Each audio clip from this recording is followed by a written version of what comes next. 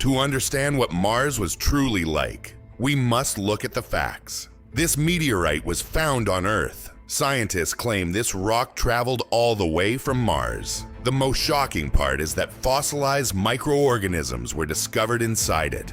This photo was captured by the Mars Express spacecraft. We can see winding channels. Lava cannot flow around obstacles while maintaining a constant width, and wind is incapable of carving a path that bends around topography without dispersing.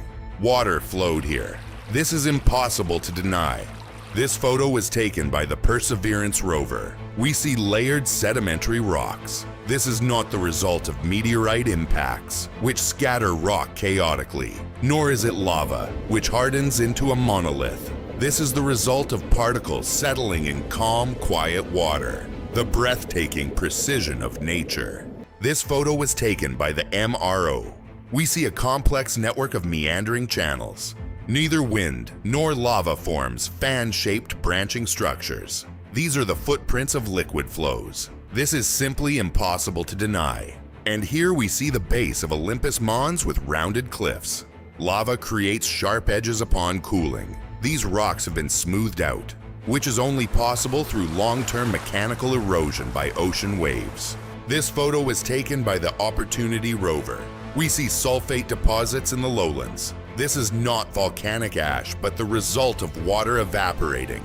And in this photo, we see billions of hematite microspheres. They only form when mineralized water seeps through ground. This is not an impact process. This photo was taken by the Curiosity rover. We see pebbles at the bottom of the crater. Wind sharpens stones into jagged edges, but such a rounded shape is only possible through long-term rolling in a river current. And here we see a graph of soil drilling containing organic molecules. These compounds do not form from meteorite impacts, which incinerate organics, but are the products of biological decomposition. These photos were taken by the Phoenix lander. We see a trench where a white substance evaporated in the sun. This is not carbon dioxide ice, which doesn't last that long, but actual water ice. We have to travel 4.5 billion years back in time.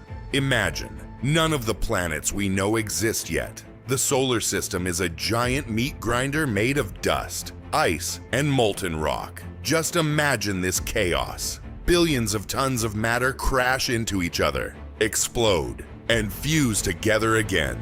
And Jupiter, this giant gravitationally sucks up all the building material from the surroundings, preventing other planets from growing into true behemoths. Now look at Mars at the moment of its birth. This is not just a planet, this is hell. Before you is a glowing ball where the surface is liquid rock.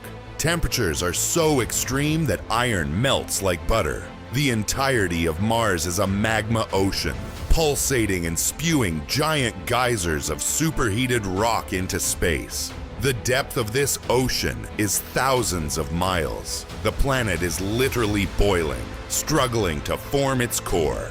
This is the moment when the future history of the planet is born, completely unaware that it will one day become the cradle for an entire world. For millions of years, Mars lives in volcanic madness. Olympus Mons begins its growth. Imagine magma tearing out from the depths, shattering the crust, and creating mountains that pierce the atmosphere. These are scales that the human mind can barely comprehend. But the most important event happens when the solar system begins its heavy bombardment. The universe is saturated with hydrogen, and water is a core product of its evolution. During the formation of our system, beyond the frost line, temperatures were so low that water turned to ice. The asteroids that formed there became cosmic capsules, where ice was preserved inside the porous structure of rock for billions of years. When Jupiter's gravity flung these bodies toward Mars, they became the delivery trucks of water. Billions of icy asteroids slam into Mars. Every single impact is a colossal explosion. The ice instantly flashes into steam. This is the exact moment when Mars receives its blood, water.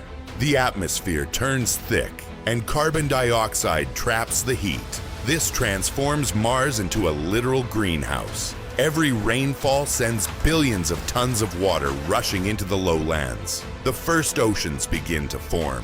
These aren't just puddles. These are massive bodies of water covering an entire hemisphere. A miracle born in the middle of a dead cosmos. And now, a logical theory.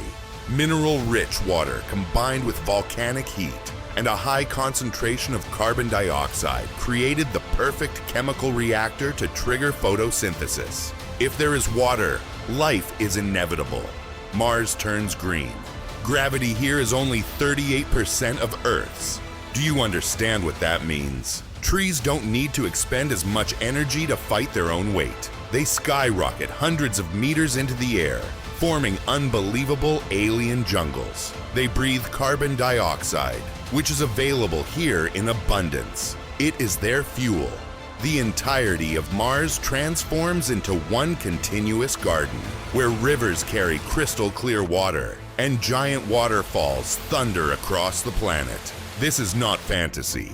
This is a scientifically grounded model of what a planet looks like with this atmospheric pressure and chemical composition. Unique ecosystems emerge here, evolving over millions of years. Biological logic is relentless. If you have a stable hydrosphere, a dense atmosphere, and a rich feeding base, the appearance of animal life becomes not just a possibility, but a biological necessity. Just look at this. Animals that have never seen Earth. Because of the low gravity, the kingdom of flying creatures rules here. They soar gracefully, their wingspans are massive, and they are capable of crossing kilometers in seconds. They drink water from Martian rivers. They hunt. They evolve. They are perfectly adapted to this world. They are the masters of their own paradise. Can you comprehend the scale of this life? A true civilization of nature, blooming in the middle of the solar system. But paradise was fragile. Everything relied on one single thing, the core. Mars is small.